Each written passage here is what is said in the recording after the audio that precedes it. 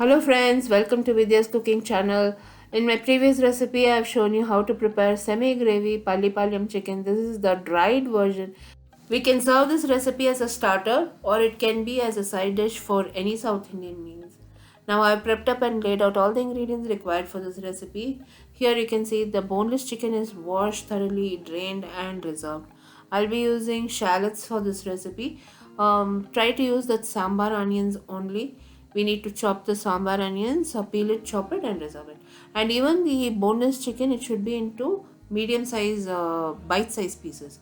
We'll be using dried red chilies, coconut, that is fresh coconut, which is chopped and reserved, then garlic, which is crushed and then reserved. I've not crushed it too much, I've gently crushed it and reserved. Then the coconut, we need to peel the coconut well and then chop it into tiny pieces and reserve.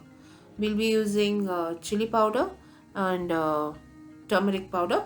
We'll also be using ginger and garlic paste. Shallots, you have to soak it in water, then peel it, chop it in half and reserve. Curry leaf, and I'll be using some ginger and garlic paste. In my house, ginger and garlic paste already contains fennel seeds and pepper in it. So here I've heated a wok. To the wok I'll be adding coconut oil.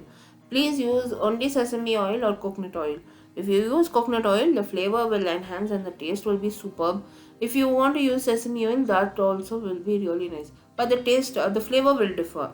So coconut oil will have coconut flavor and the sesame oil will have its sesame flavor. So here you can see once the oil has heated up well, I've tempered the oil with some mustard seeds and fennel seeds and tiny amount of jeera.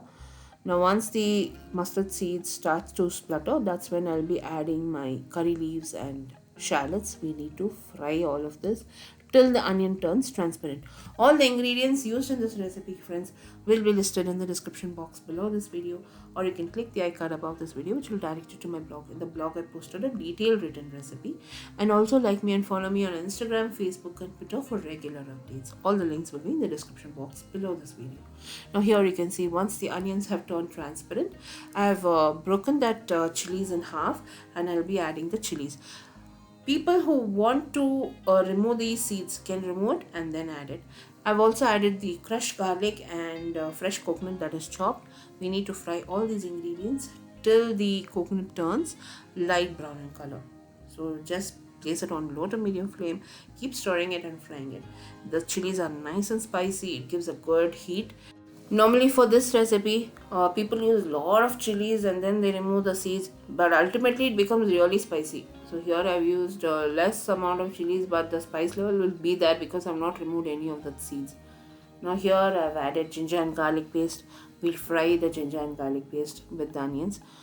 This is something we really enjoy, and I can eat this just like that. I don't need to eat it with some rice or anything. Just this chicken, Pallipalayam chicken, is so superb. It is a wonderful starter. Now I've added the chicken and we'll fry the chicken in this masala. Add salt and tiny amount of water because I'm using half and half of chicken breast and chicken thigh in this recipe. And that is also something you have to make a note, because I'm using red meat and the white meat of the chicken, because the thigh is nice and juicy and the breast part is slightly dry, so you have to cook it with precision. Now once you have fried the chicken, just sprinkle tiny amount of water. You can add quarter cup of water and then fry it.